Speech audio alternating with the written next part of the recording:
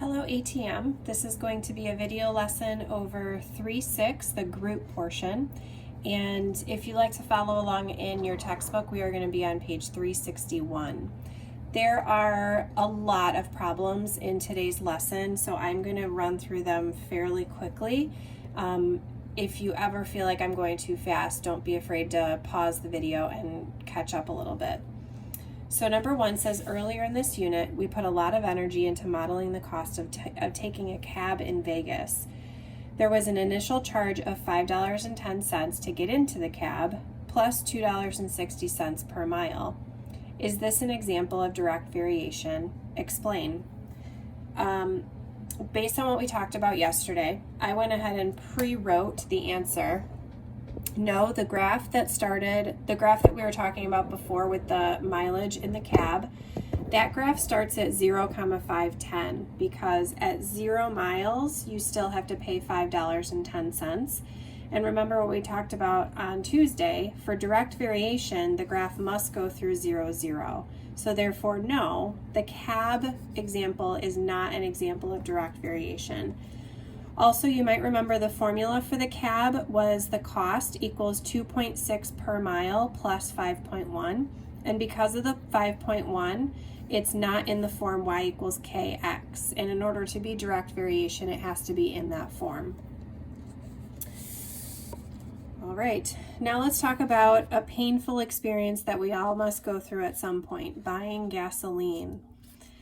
Do you think the amount spent at a gas pump and the number of number of gallons of gasoline purchased are quantities that vary directly? Well, if you think about it, do we start at 0, 0? Yes, because you pay $0 for 0 gallons. And I can add that the total cost will be a constant multiple of the amount purchased.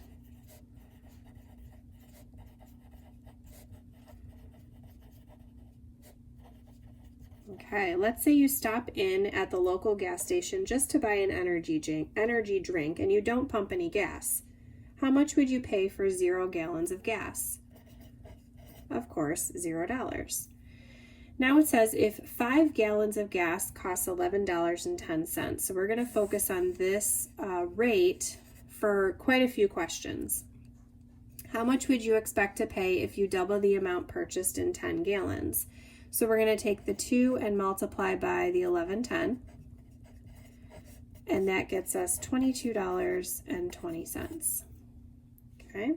How much if you cut the amount in half to 2.5 gallons? So going from 5 gallons to 2.5 gallons, you're going to take the amount and you're going to cut that in half. And that's $5.55. Okay. All right. Now, the more interesting question, how much would you expect to pay for 15.2 gallons of gasoline? That's not quite as straightforward, but honestly, it's more realistic, right? So first we'll attack this problem using proportions, and then we'll see if maybe it's more efficient to use direct variation, okay? So in lesson 3.3, we learned that an equation stating that two ratios are equal is called a proportion. Solve this problem by setting up a proportion. So we can say if 5 gallons is $11.10, we can set that equal to the amount of gallons that we're looking for, 15.2, and put X in the denominator because we don't know the cost. 5 gallons is $11.10, 15.2 gallons is how much money. And from here we can cross multiply. So we would say 5x equals, and then multiply these together, and we get 168.72. Now we can divide by 5, and we get that x is 33.744. So we can say $33.74 for 15.2 gallons. and that's using a proportion. All right, now there's a did you get it question. I'd like you to pause the video and see if you can try it on your own. For this problem, I set up my fractions to where a student that has declared a major goes in the numerator and the total goes in the denominator, so that way you can understand my proportions. So 105 students have declared that they have a major out of the 140 that actually responded. And then the question is, if there's 1,600 total students, how many of them will have a declared major? If you solve this problem, this proportion, you get 1,200 students.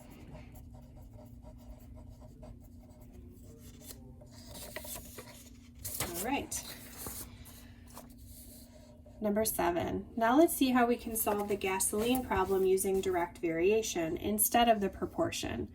Then we can see, it says first write a direct variation equation describing the cost of buying G gallons of gas. I'm actually going to take that sentence right there and turn it into an equation. The cost is however many gallons, or I'm sorry, not however many gallons, however much the gallon is at that time, which is some constant K. So like right now we might go to the gas station, it's $2.70. That's the K because we don't know what that is.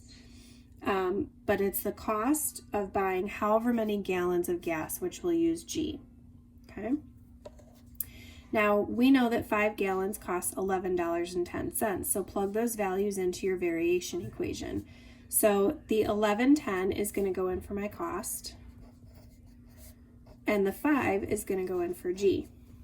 Okay. This is of course 5K, so I can divide both sides by 5. And that gets me K is 2.22. Okay. Now number 9 says now you can rewrite your variation equation so that the only unknowns in it are C and G. Do it. So we can say C equals 2.22 G. Since we just found out that K is 2.22, we can plug the 2.22 back in for K, and this is our new equation. And this is using direct variation. Now number 10 says, what does the constant of variation you found describe about buying at a gas station? If K equals 2.22, that tells us the cost per gallon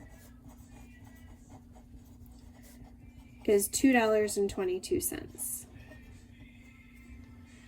How much would you expect to pay for 15.2 gallons? So I'm going to take the equation from number 9. And if we know that we're paying or we're getting 15.2 gallons, we can plug that in. So 2.22 times 15.2, and that gets us the 33.744. So again, 33.74. Just like we got before, except this time we use direct variation instead of proportions. Now, using your calculator, we are going to be plugging the equation into the y equals and filling in the table. Using the equation in the calculator, it makes it nice and quick. So in our calculator, we can go ahead and type y equals 2.22x. I know we're used to the C and the G at this point, but the calculator can't use C and G. So then go to the table. Let me just scroll back up. So we got 0, we know is going to be $0. 3 is $6.66. And then this is $13.32. And you can keep scrolling down in your calculator. I'm just going to go ahead and write in the numbers from my key. And that's what we have for our total. Okay. Now it says, which method of finding the cost makes it easier to complete this table? I think if without the equation from number 9, this table would have been really difficult to fill in. So I definitely think that having that direct variation equation made this problem a lot easier. If we were to have to do a proportion every single time, that would have been very time consuming. All right, number 13. What would it cost you to put 11.55 gallons in your car from this pump? So I'm going to take the equation, and this time we're going to plug in the 11.55. And if we multiply those together and I round, I get $25.64. Okay, now they're going to flip it around and they're going to say if you spent $40 on gasoline at this pump, so that means 40 is the cost this time, how much or how many gallons did you get? And so we're going to call that just G. We don't know how many gallons. Now we divide by 2.22. And if you divide those numbers, we get about 18.01 gallons. All right. The textbook next has some steps as to how to solve problems with direct variation, so it might be a good idea for you to read through those on your own time. All right. Now, when you go to do your 3-6 homework, your application homework, I want you to write at the top of your 3-6 application homework, write the words, I am loved. Okay? Everyone is loved, and I hope that makes you feel special listening and watching to this video. All right, so number 15, if you get paid hourly at your job, the total amount of money you earn varies directly with the number of hours you work. Let's say you worked 14 hours last week and you made $163.80. Write a variation equation describing your total pay P in terms of the hours worked. Then use it to find how much you'd make for working 20 and 25 hours. So right here it says P in terms of the hours worked. So P is your total pay. So how much you get paid is or equals whatever your rate is per hour. So that's our equation. So what you get paid is whatever your hourly rate is times however many hours you work. So now we have to plug in this information here. And that's going to help us solve for K.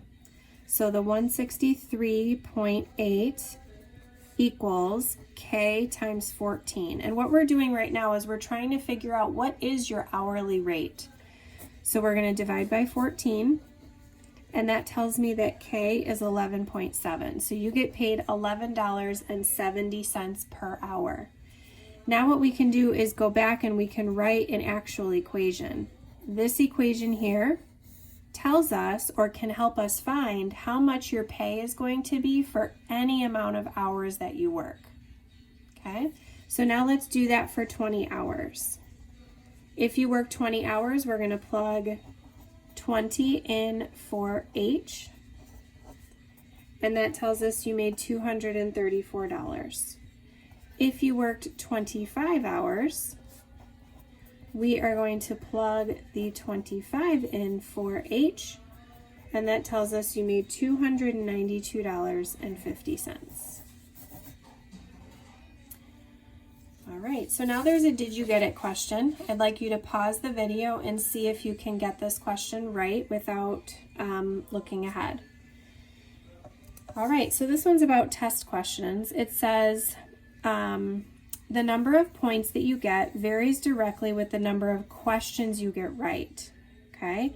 So I'm going to use P and Q. So the number of points varies directly with the number of questions you get right. So I'll use Q for questions. So the points varies directly with some constant and the question and number of questions that you get right. So now it says if you got 12 questions right and scored 75 points. So using the fact that we got 75 points and 12 questions right, we're going to put that information in for P and Q, and that's going to tell us how many points per question. Now we can divide by 12, and that tells me that you get 6.25 points per question. Now we can take that and we can go back to our original equation, and we can say the number of points is 6.25 per question. 6.25 per question. So that's the equation we're going to use. Now it says, use your equation to find the score for someone who got 14 questions right. So we take 6.25 and multiply times 14, and that means they got 87.5 points. So hopefully that one went well for you. All right.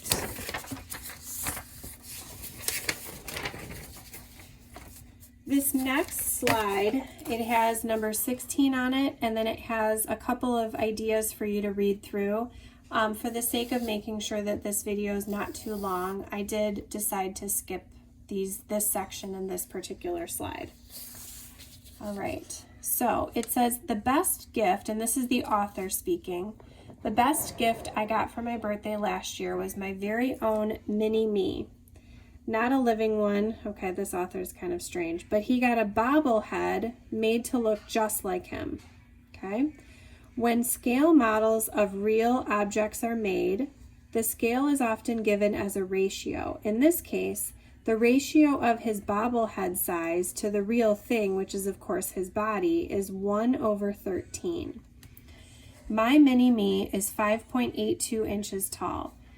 How tall am I in feet and inches? Either set up and solve a proportion or use a direct variation equation. For me, I think a proportion is easier in this case. So I'm going to take this fraction here. We have to know the ratio in order to be able to solve this. So 1, in whatever units we're talking about, whether it's inches, feet, whatever it is, 1 for the doll is the equivalent of 13 in real life. Okay? He says the bobblehead is 5.82 inches tall.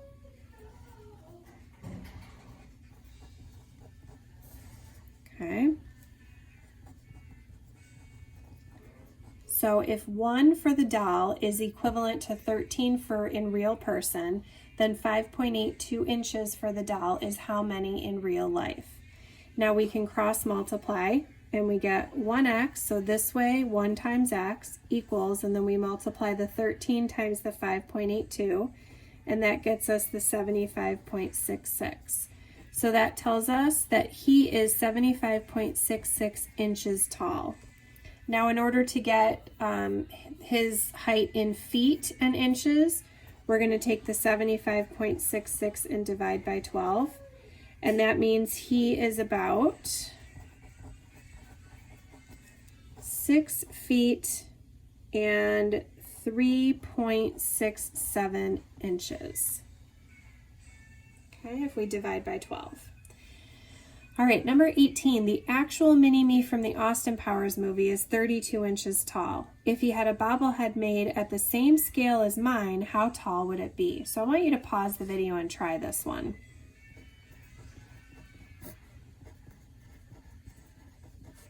So instead of the 5.82, we're going to put the 32 inches, but that's the actual person. So that's in real life. So that's going to go down here, and the doll, the bobblehead, we don't know. If he had a bobblehead made, how much would the bobblehead be? And if you solve this one, you should get about 2.46 inches tall. Okay? And that's if you cross multiply. All right, we're almost done. Thanks for hanging in there, you guys. I know this is a long video. For the sake of time, once again, I'm going to skip questions 19, 20, 21, and we're also going to skip 22. Okay, I did look ahead and I decided to skip those because I knew this was going to be a long lesson. I just want to briefly look at 23, 24, and 25. It says, decide if the graph illustrates a situation where y varies directly as x and explain your reasoning. The big idea that we talked about in Tuesday's lesson is that for direct variation, it has to start at 0, 0. So for 23, we would definitely say yes because it starts at 0, 0. For number 24, we would say no, not 0, 0, okay?